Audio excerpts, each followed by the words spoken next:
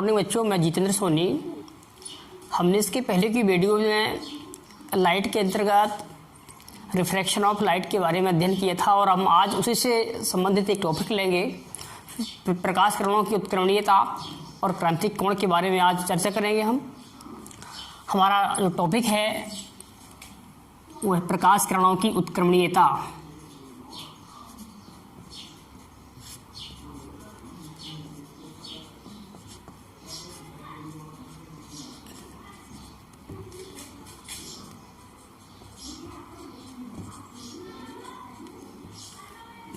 यानी कि reversibility of light rays.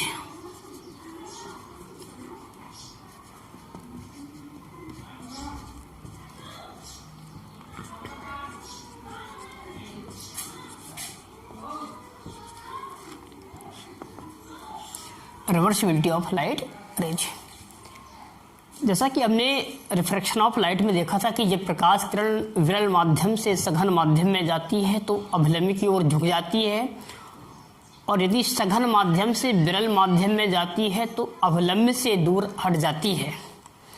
हम इसी तथ्य का इसमें उपयोग करेंगे। इसके लिए हमने एक अपवर्तक पृष्ठ ले लिया जिसके ऊपर का माध्यम विरल है और नीचे का माध्यम सघन है। इस पृष्ठ पर हमने एक अभिलंब डाल दिया।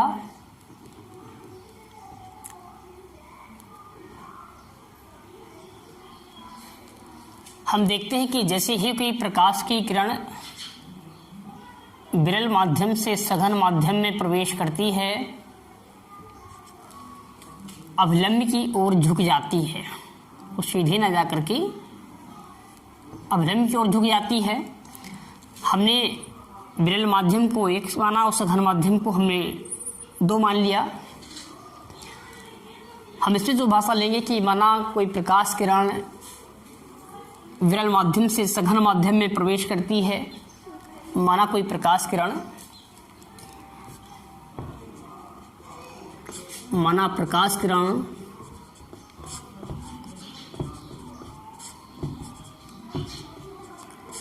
विरल माध्यम से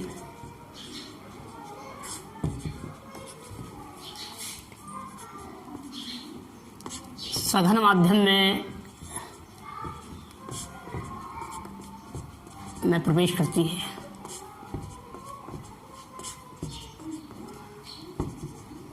अतः हम लेंगे स्नेल के नियम से,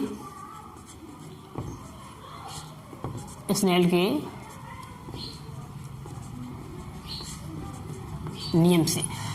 का नियम क्या होता है? आपतन कोण की ज्या और यानी कि आई साइन आई और अपवर्तन कोण की ज्या यानी कि साइन आर का जो अनुपात होता है sine i upon sine r वो बराबर होता है 1/2 यानी कि पहले माध्यम के सापेक्ष दूसरे माध्यम का अपवर्तनांक। इसको हमने समीकरण नंबर 1 मान लिया।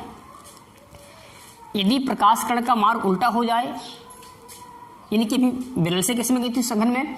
अब यदि सघन माध्यम से किस में? विरल माध्यम में प्रवेश करे इस प्रकार से, तो हम लेंगे प्रिंसिपल ऑफ रिवर्सिबिलिटी के अनुसार लेंगे हम। यानी कि यदि क्या हो,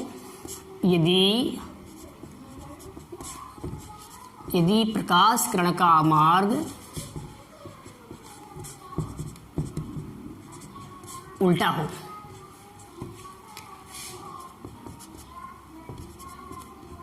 तो उत्क्रमणीयता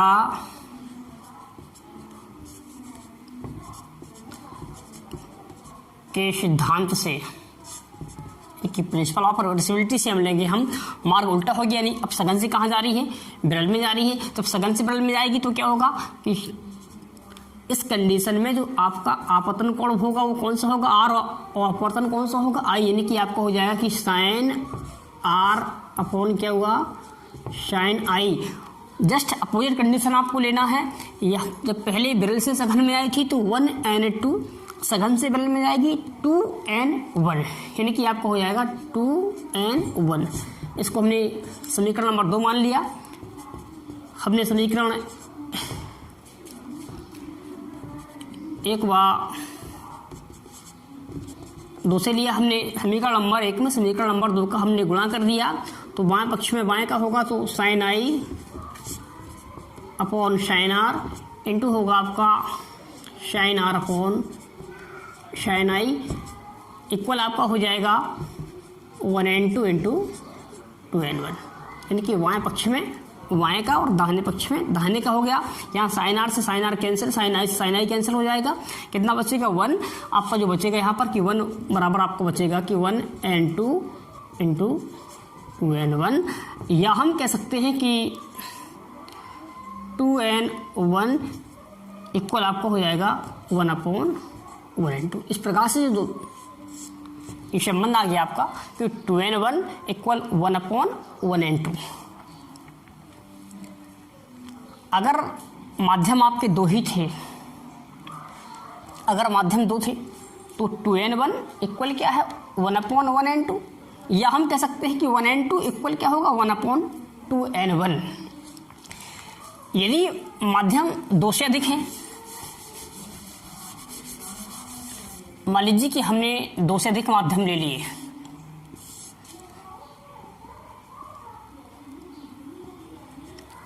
पहला माध्यम, ये है आपका दूसरा माध्यम और ये है आपका तीसरा माध्यम।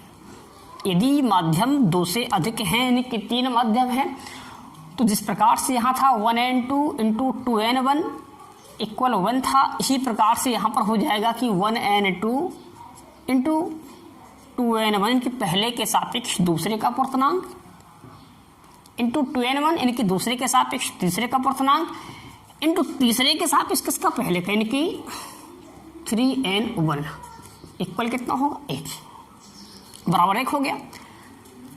इसीलिए 1n2 2n3 into 3n1 equal 1, इसलिए आपका जो होगा 2n3 इक्वल हो जाएगा आपका 1/1n2 इंटू 3n1। परंतु 2n1 बराबर क्या है 1/1n2। इसी प्रकार से आपका हो जाएगा जो 3n1 बराबर 1/1n3, जस्ट अपोजिट लेना है।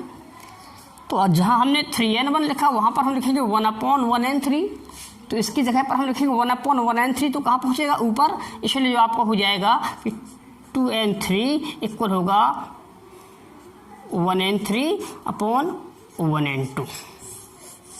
यदि माध्यम 2 से अधिक है तो इस प्रकार से संबंध होगा 2n3 यानी कि दूसरे के सापेक्ष तीसरे का पूर्णांक बराबर होगा पहले के सापेक्ष तीसरे का बटे पहले के सापेक्ष दूसरे का। इस प्रकार से ये आपका रिवर्सिबिलिटी ऑफ लाइट रेज हो गया है। नेक्स्ट टॉपिक हम देखेंगे, जो नेक्स्ट टॉपिक है वो है क्रांति की कोण है।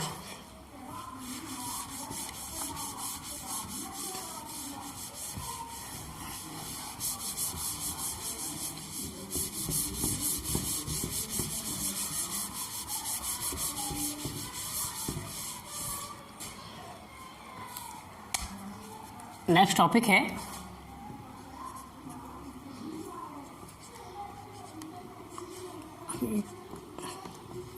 क्रांति की कोण यानी कि क्रिटिकल एंगल।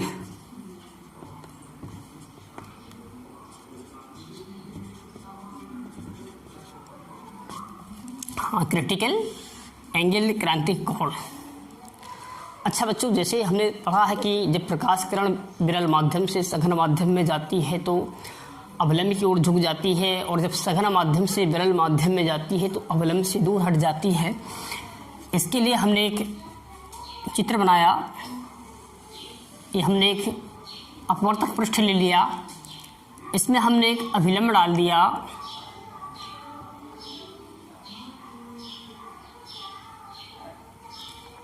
ऊपर का माध्यम विरल हो गया, नीचे का माध्यम सघन हो गया। विरल को हमने 1 से माना, सघन को हमने 2 मान लिया।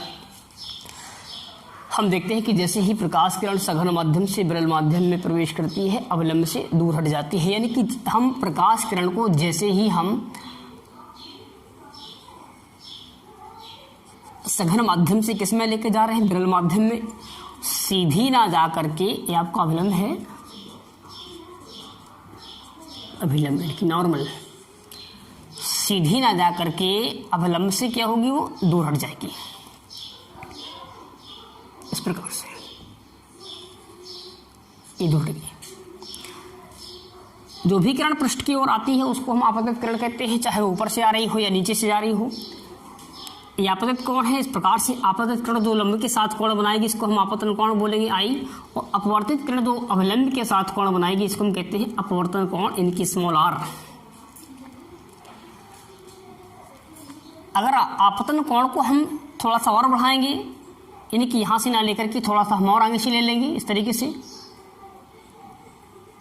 आपतन कोण को हम और बढ़ा देंगे, थोड़ा सा और बढ़ा दिए यहाँ से,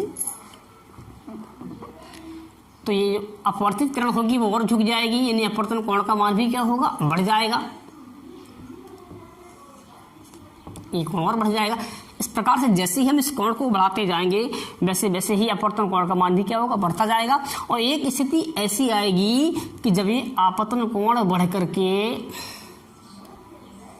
आपतन कोण का मान इतना हो जाएगा कि जो अपवर्तित किरण होगी वो ठीक पृष्ठ के समांतर निकल जाएगी। इस तरीके से हम इसको बढ़ाते गए, इसको बढ़ाते गए, ये वाली किरण भी क्या होगी, अपवर्तित किरण झुकती चली गई। और ये स्थिति ऐसी आई कि एक विशेष आपतन कोण के लिए अपवर्तन कोण हो गया वो ठीक 90 अंश का हो गया, झुकती गई और इस प्रकार से कितना कोण बनाया इसने, 90 अंश। तो जिस आपतन कोण पर अपवर्तन कोण का मान 90 अंश हो जाता है उस आपतन कोण को हम क्रांतिकी कोण कहते हैं। जिस आपतन कोण पर अपवर्तन कोण का मान ठीक 90 अंश हो जाता है उस आपतन कोण को कहते हैं क्रांतिक कोण। तो जिसकी डेफिनेशन बनेगी कि सघन माध्यम में वह आपतन कोण, सघन माध्यम में बना वह आपतन कोण जिसके लिए विरल माध्यम में अपवर्तन कोण ठीक 90 अंश हो, क्रांतिक कोण कहलाता है। क्या इसकी डेफिनेशन, सघन माध्यम में बना वह आपतन कोण जिसके लिए विरल माध्यम में अपवर्तन कोण का मान 90 अंश हो, क्रांतिक कोण कहलाता है। इस प्रकार से बच्चों ये क्रिटिकल एंगल की यानी क्रांतिक कोण की डेफिनेशन बन जाती है चित्र की ही सहायता से ही।